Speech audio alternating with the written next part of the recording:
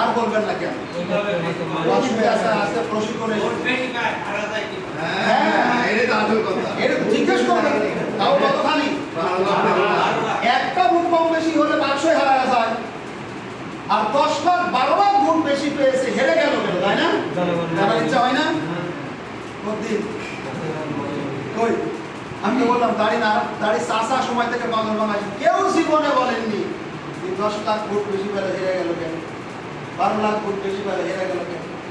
আমেরিকাতে 2 ধরনের ভোটার আছে। কয় ধরনের? সবাইকে মুখস্থ করেন। কয় ধরনের? একটা হলো ইলেকটোরাল, বলেন, আর একটা পপুলার। বলেন ইলেকটোরাল, পপুলার। বলেন ইলেকটোরাল। আচ্ছা হাফেজের কোরআন মুখস্থ, এই দুটো মুখস্থ। বল ইলেকটোরাল, পপুলার। ইলেকটোরাল হলো আমেরিকাতে 537টি বা 27টি ভোট আছে। 527টি ভোট আছে। কয়টা?